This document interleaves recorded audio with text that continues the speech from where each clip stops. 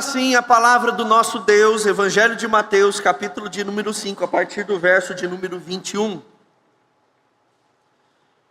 Vocês ouviram o que foi dito aos antigos: não mate.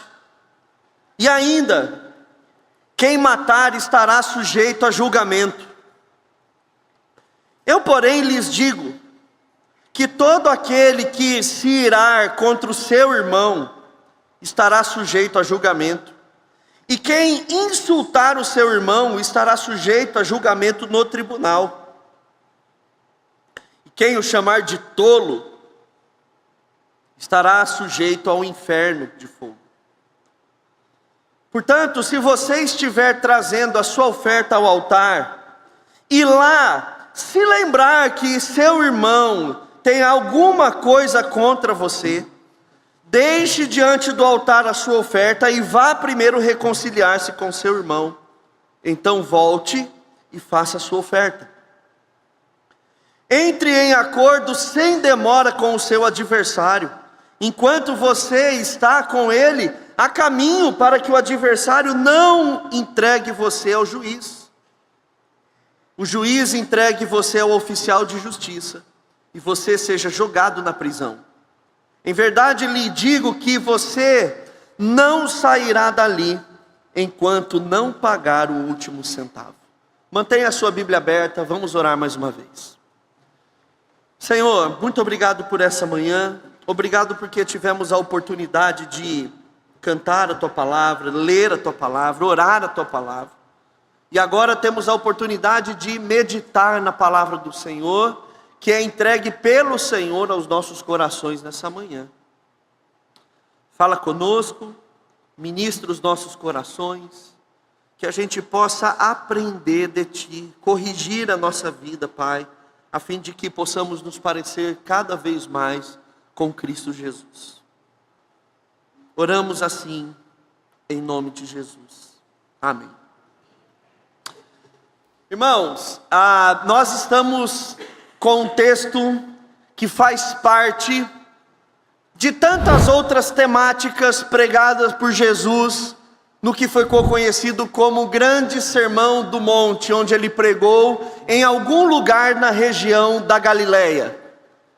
O Sermão do Monte ele vai ocupar aí pelo menos 3 capítulos do Evangelho de Mateus, onde nós temos uma grande e vasta variedade de assuntos importantes para a nossa vida cristã, especialmente para nós, como imitadores de Jesus Cristo. Ele deixa muito claro o que ele espera de um crente, e também isso trata sobre as questões éticas e morais do Evangelho de Jesus Cristo, a qual pressupõe-se que todos nós crentes devemos estar intimamente comprometidos com ela. E no capítulo de número 5, nós vamos perceber uma métrica interessante. Existem 5 parágrafos ou 5 trechos, onde Jesus ele vai trazer o verdadeiro sentido de instruções que foram dadas no Antigo Testamento, e depois desenvolvidas e trabalhadas pelos líderes de Israel ao longo de toda a tradição judaica. Esses parágrafos, você vai notar quando eles iniciam com a seguinte expressão: vocês ouviram o que foi dito aos antigos, eu porém vos digo. Então é sempre essa mesma métrica. E quando Jesus ele vai tratar desses 5 temas, são 5 temas que estão diretamente relacionados às questões do coração. E não só as questões do coração, mas a maneira como em nosso coração nós nos relacionamos com outras pessoas. Então ele não trata de questões sem importância, mas de questões muito importantes. O primeiro parágrafo que Jesus vai trabalhar nesse texto é justamente o que nós lemos, sobre a ira. E a ira tem uma relação diretamente com uma outra pessoa, é uma questão relacional. No segundo parágrafo, Jesus vai falar sobre o adultério, no capítulo 5, verso de número 27, que também é uma questão diretamente como homem e mulher se enxergam e como eles se relacionam. O terceiro parágrafo, ele vai falar sobre a questão do divórcio. Jesus, ele se preocupou com a questão do divórcio, também uma questão que envolve duas pessoas, diretamente questões do coração e questões de relacionamento. O quinto parágrafo, Jesus vai falar sobre a questão do juramento, que não é uma questão apenas simplesmente com Deus, mas envolve o próximo, porque o juramento está baseado nos comprometimentos relacionais, no capítulo 5, verso 38, e por fim, ele vai falar sobre também como nós devemos amar os inimigos e fala sobre a vingança. Quinto e sexto parágrafo. Será que o ser humano pode se vingar? Como que nós tratamos o amor, não aos amigos, mas aos inimigos? E todos eles estão relacionados às questões interpessoais. E por que Jesus está falando sobre isso? Porque o mundo seria muito mais fácil se cada um tivesse uma ilha privada e particular. Relacionamento é um tremendo desafio. Conviver com outra pessoa é muito difícil. Em todas as instâncias. É difícil você se relacionar com a sua família. É difícil você se relacionar com os seus amigos. É difícil você se relacionar com o seu cônjuge. É difícil você se relacionar com os seus pares no ambiente de trabalho. Inclusive é por isso que hoje muita gente prefere pet. Porque se relacionar com gato, cachorro, hamster, calopsita, não dá tanto trabalho. Você pode estar de TPM, estar no seu pior dia. Você pode estar naquele dia onde seu patrão, ele acabou com você. Você chega e desconta no seu cachorro a sua raiva. Passa 1 minuto, você faz assim uma vozinha, eu não vou fazer porque vira meme. Depois, ele vem correndo para você e te abraça. Seu cachorro não vai julgar você, seu gato não vai julgar você. Sua calopsita não vai julgar você. Um pet não exige comprometimentos de mudança de coração. É por isso que tem muita gente que hoje se relaciona mais com redes sociais do que com o ser humano. Afinal, na rede social você pode ser quem você quiser. As pessoas vão sempre avaliar a partir da sua felicidade nos stories. Lá você pode simplesmente vomitar o que você quer e se você não gostar do comentário, você apaga ou bloqueia. É por isso que hoje muita gente prefere ter uma vida dedicada aos games da internet, ao videogame, aos joguinhos de celular, do que se relacionar. Porque se relacionar dá trabalho. Se relacionar, o dia que você está rindo, todo mundo concorda com você, é festa. Mas a gente sabe que não é assim. E vale a pena lembrar, meus irmãos, que Jesus, ele se importa com os relacionamentos. Jesus, ele não fez uma sessão exclusiva da maneira como nós nos relacionamos nas redes sociais, no Sermão da Montanha, simplesmente como dicas ou conselhos. Ele vai pegar pesado porque Jesus, ele se interessa na maneira como eu e você nos relacionamos com as outras pessoas. Como nós lidamos com as questões do nosso coração. E hoje nós vamos falar sobre ira. Sobre ira. E como Jesus, ele quer santificar o nosso coração no trato com as pessoas que muitas vezes tiram o nosso coração do prumo. E nós vamos perceber na leitura do texto que a ira, ela é muito mais próxima da gente do que a gente imagina. Se a gente levar a sério o que Jesus está dizendo. Se a gente levar a sério o que a palavra do Senhor está nos ensinando, e não a gente dar com os ombros ou falar, não é tão bem assim. Nós como seres humanos caídos, meus irmãos, nós podemos sim sentir uma ira que é justa. Uma ira contra a injustiça ou contra a crueldade. Tanto é que um dos atributos de Deus é a ira. A palavra de Deus diz que Deus é um Deus irado. E a gente tem que saber distinguir ira de ataque de fúria. E geralmente a gente associa as duas coisas. E ataque de fúria, ele pode sim ser um resultado da ira não tratada e não trabalhada. Mas é importante a gente destacar que a ira, ela não é de toda ruim. Tanto que lá em Efésios, no capítulo de número 4, o próprio Paulo vai se lembrar do Salmo, do livro dos Salmos, e diz, Salmo de número 4 também, e falar: olha, irai-vos, mas não pequeis. Você pode irar. Existe uma ira saudável, justa, contra a crueldade, contra a injustiça. O que você não pode é pecar, você tem que controlar. E ele fala a maneira como a gente deve controlar a ira. Não coloque o sol sobre a ira. Não vá dormir sem antes ajustar isso no seu coração, resolver essas questões que te deixaram louco da vida. Não saia tendo ataques de fúria. Resolva isso. E olha como ele associa a ira. Não dê lugar ao diabo. Parece que o diabo, ele está muito atento quando ele vê alguém irado. Ele fala: olha, aqui surge uma ótima oportunidade. Vamos ver se eu vou poder cirandar e dançar sobre essa ira, ou se a pessoa vai tratar essa ira do jeito que tem que se tratar. E o que a gente vai ver no texto de hoje, meus irmãos, é o que acontece quando na conduta diária de uma pessoa esse princípio não recebe a devida atenção. O que acontece comigo e com você quando nós não damos a devida atenção à ira? O que deve fazer a pessoa que não está vivendo em harmonia com o irmão? Porque viver em harmonia uns com os outros é o tipo de coisa que facilmente nós ignoramos e jogamos a culpa em alguém. A culpa não é minha, o problema é dele, o problema é dela.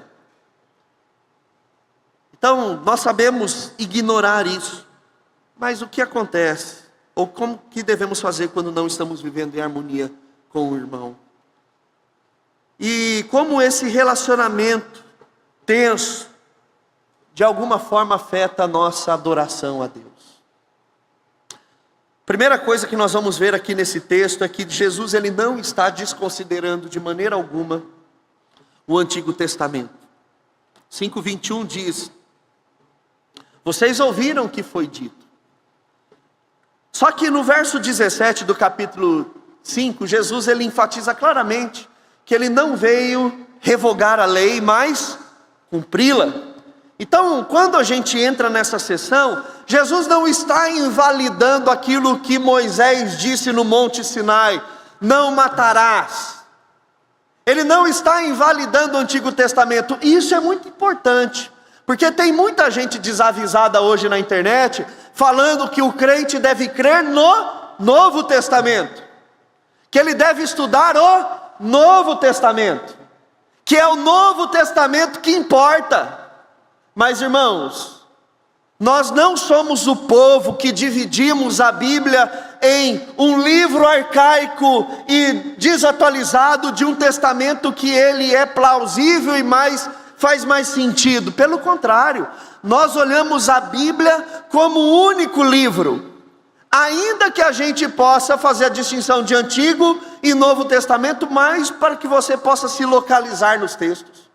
Mas não tem essa ideia, isso daí vem do capeta, do inferno, essa ideia de que o Novo Testamento, ele é mais importante que o Antigo Testamento, que o Novo Testamento precisa ser considerado e que o Antigo Testamento é desconsiderado, que Jesus veio falar coisas novas e que ele repudiou, rejeitou o Antigo Testamento. Não é isso. Quando Jesus, ele fala aqui, vocês ouviram o que foi dito, ele está, pelo contrário, considerando o que foi ensinado no Antigo Testamento, mas dizendo que as pessoas que deveriam ensinar o povo, não ensinaram do jeito certo. Shammai e Hillel, que eram dois grandes rabinos da tradição judaica, eles eram conhecidos como pais da antiguidade. Então havia essa ideia de que os rabinos e os mestres de Israel, eles eram conhecidos como os ensinadores das antiguidades. Então, quando Jesus diz aqui, vocês ouviram o que foi dito aos antigos, ele está fazendo uma referência aos mestres que interpretavam o Antigo Testamento e como eles estavam ensinando o Antigo Testamento. E Jesus, ele começa aqui o texto explicando justamente isso. Como eles ensinavam? O problema não era o que eles falavam, mas o que eles deixavam de falar. Porque se nós olharmos para a Bíblia, o verso 21b, não mate, ou não cometa assassinato, e ainda quem matar estará sujeito a julgamento, que é o texto lá de Gênesis capítulo de número 6. Ele está falando de Êxodo capítulo 20, Deuteronômio 5 e Gênesis 6. Ele está falando exatamente aquilo que a Bíblia diz. O que os mestres ensinavam? Exatamente aquilo que o texto bíblico está dizendo. Mas o problema não era o que haviam dito, mas sim o que eles não haviam dito. A interpretação estava correta, mas estava longe o propósito do que esse texto está dizendo. E os fariseus e os escribas, eles queriam restringir a questão da morte, do assassinato, não matarás, apenas como uma questão de código penal. E a Bíblia, meus irmãos, não é um livro de código penal, é um livro onde ele vai expor as questões do nosso coração. Porque seria um erro nós não tratarmos com seriedade aquilo que aponta ou desemboca no homicídio. E não tratar disso é errar o alvo, porque seria muito fácil. Afinal, creio eu que aqui, de todos que estão aqui, nunca ninguém assassinou ninguém, a não ser que você esteja foragido da polícia. Aí se você tem, temos alguns policiais aqui, então não se manifeste.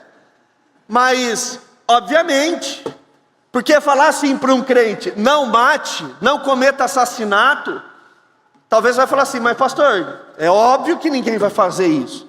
A gente é crente, mas olha que fácil que é. Eu não mato ninguém e acho que estou bem com Deus. Quando na verdade o nosso coração, ele se torna um cemitério de pessoas mortas. E é isso que o ultra-religioso legalista faz. Ele não quer olhar para a intenção que a toca no coração. Ele quer se agarrar apenas nas questões superficiais. Mas é justamente isso que Jesus ele vai falar aqui.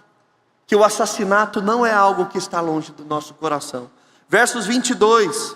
Eu, porém, lhes digo que todo aquele que se irar contra o seu irmão, já está sujeito a julgamento.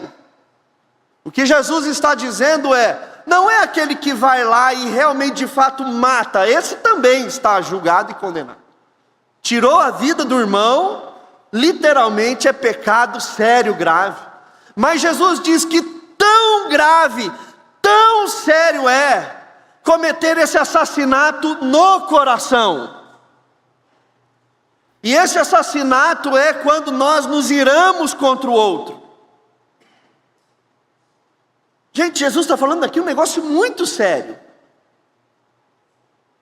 Se eu e você nos iramos contra qualquer pessoa, nós estamos cometendo assassinato. É isso que a Bíblia está dizendo, é isso que Jesus está dizendo. E aí você fala, nossa, difícil, fica pior. Porque Jesus ele continua dizendo, e quem insultar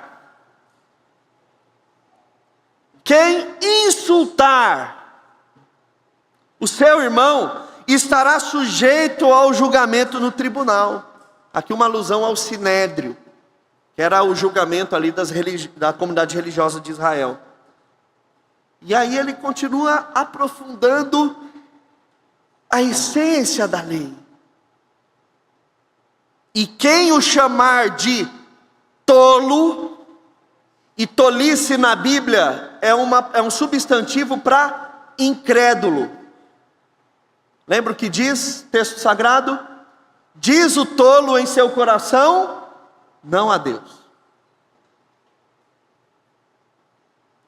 E quem chamar de incrédulo, esse daí não tem Deus no coração, não é convertido, Deus não fez uma obra dele, não tem Jesus no coração, estará sujeito ao fogo do inferno. O que você acha? Você acha que Jesus está pegando muito pesado, que ele poderia falar assim, não é para tanto? Olha o que Jesus está falando. Talvez eu e você não tenhamos matado ninguém, espero que sim. Mas nos iramos já contra alguém. Insultamos outras pessoas. Já chamamos muita gente de tolo. Aonde isso nos coloca? Não é no céu. Não é na eternidade. Jesus aqui, meus irmãos, ele dá um valor tremendo a algo que nos parece que já perdeu sua preciosidade, seriedade e importância. A gente não se preocupa em se irar com alguém. A gente não se preocupa em chamar o outro de tolo, de idiota. A gente não se preocupa em insultar as pessoas. A gente se ira às vezes contra a nossa esposa, contra o nosso marido, a gente se ira contra os nossos filhos. A gente muitas vezes insulta as esposas, insultam os maridos, insultam os filhos insultam os pais. No coração julgamos como tolo. Tratar as pessoas com ira, com insulto, chamar de tolo, se tornou algo parece que cotidiano. Parece que faz parte da nossa parte relacional. A gente não tem qualquer receio de ir para a rede social e fazer isso com pessoas das quais nos são desafetuosas. E a gente acha que está abafando.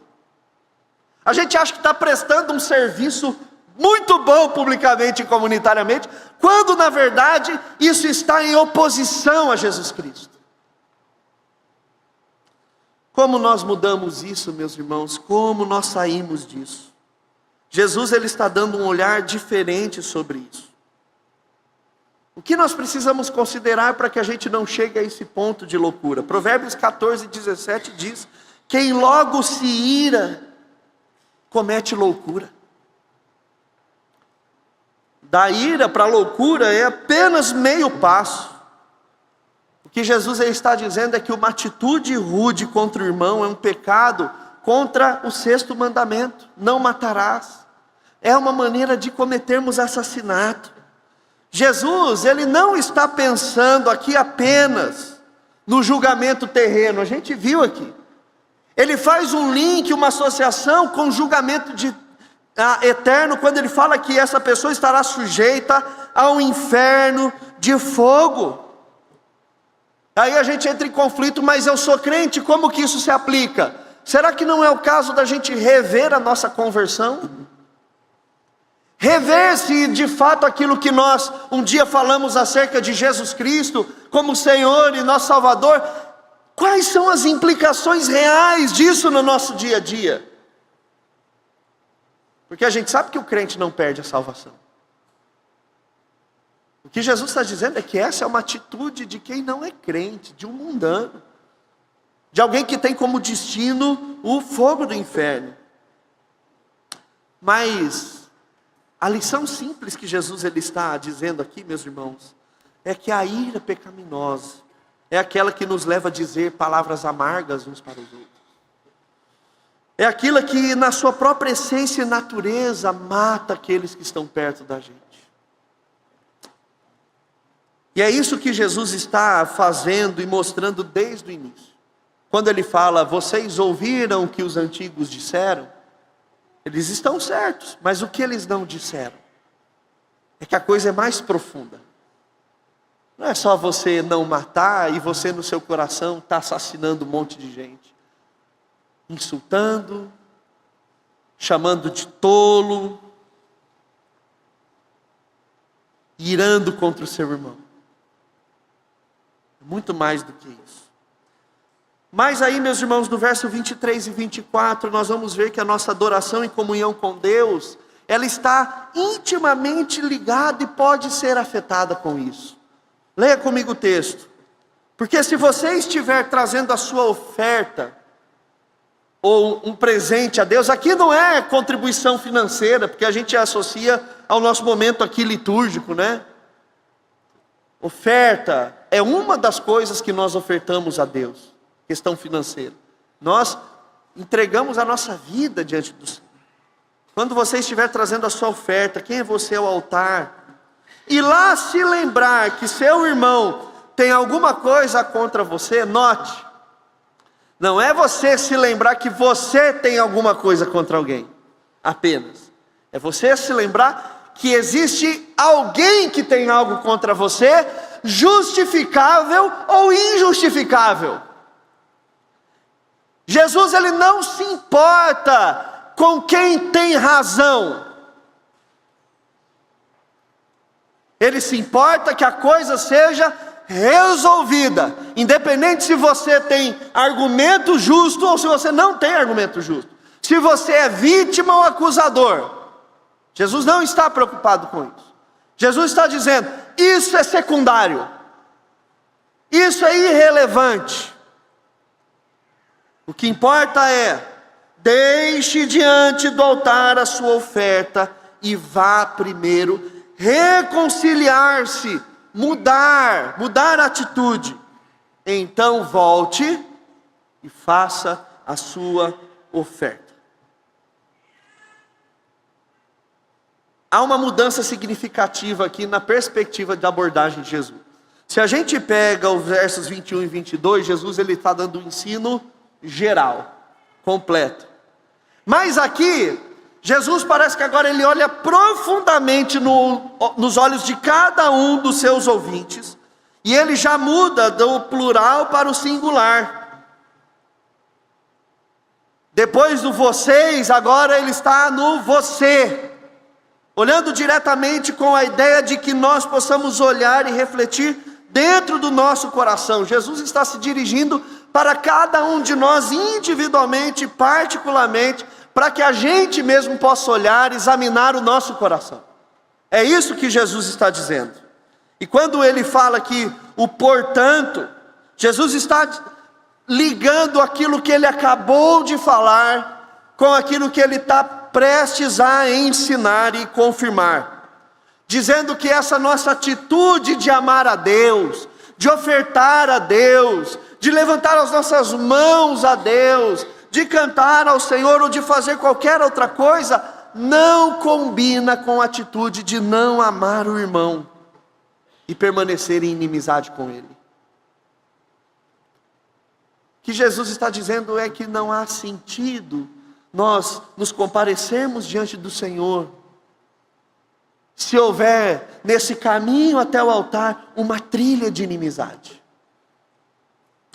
1 de João 4:20, pois quem não ama o seu irmão a quem vê, não pode amar a Deus a quem não vê. Se a gente não ama quem nós vemos, como é que a gente pode afirmar que nós amamos um Deus que nós não vemos? É isso que Jesus está dizendo. Então o que está acontecendo aqui, meus irmãos, o cenário, se você fechar os seus olhos e tentar imaginar, essa pessoa que está ofertando, ela está caminhando no altar, indo para o altar, e ela está meditando na bondade de Deus para com ela. Não é isso que a gente faz quando a gente vem para o culto? A gente está aqui meditando na bondade de Deus, a gente está levantando as mãos, nós estamos cantando, nós estamos nos entregando, nós estamos oferecendo ao Senhor, e em meio a essa reflexão lhe ocorre o seguinte pensamento: visto que Deus tem sido tão bondoso para comigo, como eu deveria tratar o meu irmão? E de repente, você nessa reflexão, um pensamento lhe fere a mente, a consciência. Um pensamento surge: meu irmão fulano de tal e eu não nos falamos. Meu irmão e minha irmã fulana de tal, nós não nos damos mais. É isso, é essa ilustração que Jesus está dando. Entre mim e essa pessoa existe algo que uma das partes considera como razão justa para acusar-me. O que devo fazer a respeito? É esse cenário que Jesus está dizendo. E Jesus ele está dizendo: não conclua o ato da sua devoção antes de resolver isso. Não conclua o ato da sua devoção. Pare o que você está fazendo. Deixe a sua oferta ali paradinha. Vá imediatamente, visite a pessoa que se sente ofendida por você. Porque pressupõe que se há alguém que você esteja ofendido, que você como crente já foi e resolveu com essa pessoa. Porque o crente deve ser essa pessoa. Se ele ficou magoado, chateado, ele também não deve esperar o outro vir. Vá, resolva. Fala: meu irmão, fiquei chateado, ofendido com o que você disse, mas nós somos irmãos em Cristo. Eu quero te perdoar e peço que você me perdoe, mas vamos orar. Relacionamentos saudáveis glorificam a Deus. Relacionamentos problemáticos dão alimento para o capeta. Vem cá, vamos orar, meus irmãos. Eu sou pecador, você também é. Vamos orar, nos perdoar e vamos seguir em frente. Pressupõe-se do crente. Mas o que Jesus está dizendo é: se você sabe, se tem alguém que, justo ou injustamente, se ela tem razão ou não tem razão, antes de concluir a sua devoção, a sua adoração, pare. Vá, resolva, depois volte e conclua. E olha só o que Jesus ele coloca no texto. Se você sabe que seu irmão tem algo. Essa é uma expressão que no texto original ela significa, ela tem a força de mostrar que ainda que seja uma pequena coisa. Porque a gente fala assim: ah, isso não é sério para a pessoa ficar assim. Foi bobagem, foi besteira. Mas Jesus diz: ainda que exista uma coisa em mínimo grau, vai resolver antes. Vai resolver antes. E aí, meus irmãos, a parte final desse texto, Jesus enfatiza a importância de resolver rápido as coisas. Não se demorar. Verso 25 e 26, entre em acordo. Deseje o bem, estar bem disposto, com o espírito pacífico, entre em acordo sem demora, com o seu adversário. Enquanto você está com ele a caminho. A ideia aqui é como se ele estivesse levando você para o tribunal, para julgar. Você nunca sabe se o juiz vai ser justo ou não. Resolva antes.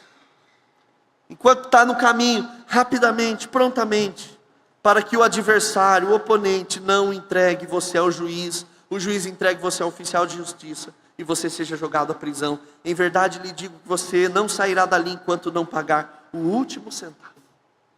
O último centavo. Aqui, meus irmãos, nós vamos ver nesse quadro, Jesus ele falando que o irmão deve ser apaziguado.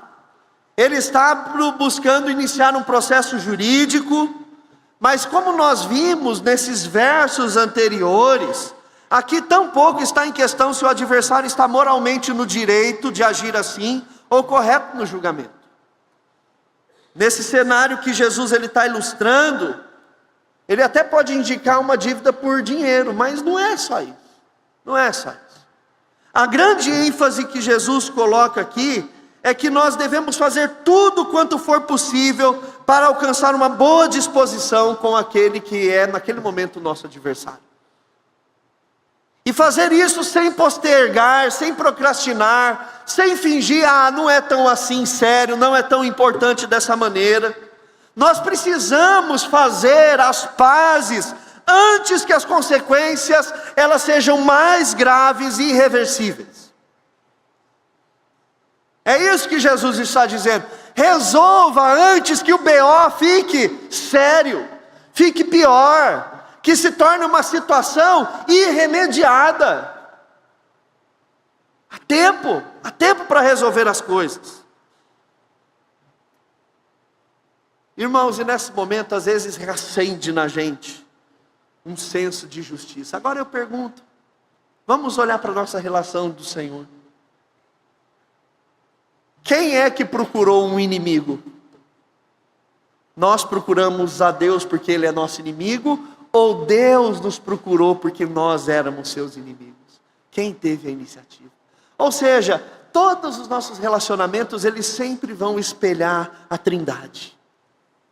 Eles sempre vão espelhar aquilo que antes nós vemos Deus Pai, Deus Filho e Deus Espírito Santo fazer. Porque qual de nós aqui nessa manhã, homem, mulher, adulto, criança, adolescente, pré-adolescente, jovem, idoso, pode falar assim: eu sou um homem justo, eu sou uma mulher justa? Romanos 3,10 diz o quê? Não há um justo sequer. Nós não somos justos, meus irmãos. Todos nós quebramos esse mandamento. As imagens aqui são diferentes, uma é tirada da igreja, outra é tirada de um tribunal, mas ambos dizem a respeito de um irmão ou uma irmã que tem alguma coisa. Mas ambos os casos a situação é a mesma. Alguém tem uma queixa contra nós, e a lição é a mesma, que nós precisamos ter uma ação urgente e imediata de reconciliação. E parar de se irar pecaminosamente. Parar de chamar o outro de tolo. Parar de fazer essas atrocidades de insultar uns aos outros. E eu gostaria de concluir, meus irmãos, com duas aplicações bem objetivas para nós nessa manhã. A primeira delas é que nós precisamos resistir o início. Resistir o início da ira. E sabe qual que é o problema? Que nós vivemos numa sociedade tão ocupada e tão atarefada, e que a métrica é o seguinte: quanto mais demanda você tem, menor é a sua tolerância. Sempre assim. Você está mais impaciente, mais cansado, mais sobrecarregado. Então a pessoa está do seu lado contando como foi o dia dela, e você não está nem aí. Sua tolerância baixou o nível. E isso é um cenário maravilhoso para a gente suscitar a ira pecaminosa. Mas a gente precisa resistir o início. E entender que não há uma ira do nosso coração, a não ser pelas injustiças, mas justa no nosso coração. E quem nos fala isso é o Tiago, meu irmão de Jesus, capítulo 4, verso 1. Ele diz: de onde procedem as guerras, as brigas que há entre você? De onde, senão dos prazeres que estão em conflitos dentro de você? Por que a gente tem que resistir no início? Porque a ira, ela vem de um problema de idolatria do nosso coração. É alguma coisa do nosso eu que foi tocada. É o nosso ídolo que foi chutado. E aí a gente fica irado. É um conforto que foi tocado. É um descanso que foi afetado. É um pensamento estabelecido que foi abalado. É um ídolo estabelecido que foi questionado, tocado, agredido, e aí a gente já se ira. Ninguém pode me contrariar. Agora é o meu tempo de relaxar. Precisamos resistir ao início.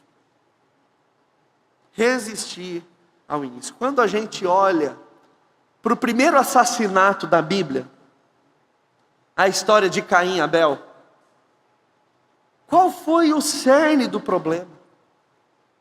A gente vai ver lá em Gênesis capítulo 4, especialmente o verso 6 e 7. Então o Senhor lhe disse: por que você ainda se ira? E por que essa cara fechada? Se você fizer o certo, não é verdade que você será aceito?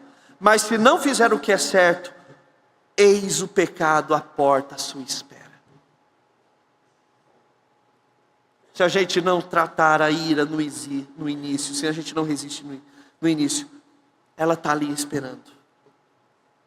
E Deus mesmo continua dizendo, o desejo dele será contra você, mas é necessário que você o domine. Resistir no início. Jesus ele está enfatizando, meus irmãos, uma lição central, que a raiz dos males está no coração, e é isso que a Bíblia vai mostrar sempre. Onde o amor deve substituir o ódio, a indiferença, a sinceridade deve substituir a hipocrisia, o egoísmo e os ídolos. Domine. Vem aquela vontade de chamar o outro de tolo, aí minha ira contra o microfone, brincadeira. Vem a vontade de chamar o outro de tolo, vem a vontade, muitas vezes no coração, de insultar o outro, e de ter um ataque de fúria, não conter a ira. Mas nós precisamos resistir no início. Se nós resistirmos, meus irmãos, nossas esposas vão agradecer. Nossos maridos vão agradecer. Nossos filhos vão agradecer. Nossos pais vão agradecer. Nossos funcionários vão agradecer. Nossos chefes vão agradecer. Os nossos irmãos em Cristo vão agradecer. Resista no início, porque depois é muito difícil controlar. E a segunda lição, o único caminho é a reconciliação e a praticidade. O que eu quero dizer é o seguinte, não é o tipo de coisa que a gente tem que acabar essa pregação e falar assim, ore a Deus para ver se você tem que fazer isso. Como que a gente vai perguntar para Deus para fazer um negócio que já está aqui para a gente fazer? A questão é, ninguém aqui é inocente. A gente sabe se tem gente ferida com a gente. Às vezes é um olhar, não cumprimentou, vá até essa pessoa e fala assim, meu irmão, me perdoe. Me perdoe. Não tenta ficar se justificando, não, foi por isso, não, meu irmão, me perdoe. Me perdoe. Resolva isso, de uma vez por todas. Reafirme a sua conversão. Mas também, se você está chateado com alguém, vá até essa pessoa e fala, meu irmão, me perdoe, eu estava chateado com você.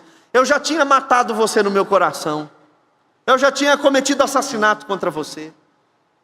Não é isso que Jesus quer. Nós precisamos nos reconciliar rapidamente, apressadamente, de modo prático, meus irmãos. Se a gente não faz isso, a gente alimenta além da ira, ansiedade. Não dorme à noite. Aí às vezes você tem que se entupir de remédio, porque simplesmente você não resolveu os seus relacionamentos. E eu sei que nesse momento, a gente apela para a nossa justiça pessoal e própria. Deve ser uma queixa justa? Ou seja, será que o ofendido tem um justo motivo para se queixar, antes de que eu dedique a ele meu esforço para conseguir reconciliação? Isso não está em pauta por Jesus. Até o próprio Jesus, ele é o nosso exemplo, porque ele foi até cada um de nós, seus inimigos, pecadores, ele veio. Jesus é o nosso grande exemplo. E eu quero terminar, meus irmãos, com Romanos 5, 8, 11. Sabe por quê? Porque nós somos bons em arrumar desculpas. Às vezes, enquanto nós estamos aqui refletindo na palavra de Deus, você já está aí no seu coração arrumando um monte de desculpa para não fazer o que precisa. Mas olha só o que diz Romanos 5, 8 a 11. Mas Deus prova o seu amor para conosco pelo fato de Cristo ter morrido por nós quando ainda éramos pecadores. Logo, muito mais agora, sendo justificados pelo seu sangue, seremos por ele salvos da ira. Como nós lidamos com a ira? Com reconciliação. Como você salva seu irmão da sua ira? Indo até ele. Porque nós fomos salvos da ira do Senhor quando ele foi até nós. E ele era a parte lesada da aliança. Nós ofendemos Deus com os nossos pecados, mas ele veio até nós. Porque se nós, quando inimigos, fomos reconciliados com Deus, mediante a morte do seu Filho, muito mais, estando já reconciliados, seremos salvos pela sua vida. Lembra que eu falei que os nossos relacionamentos espelham aquilo que o Senhor fez por nós? Não assassine ninguém, salve alguém. Como você salva alguém? Se reconciliando. Que Deus nos abençoe, meus irmãos.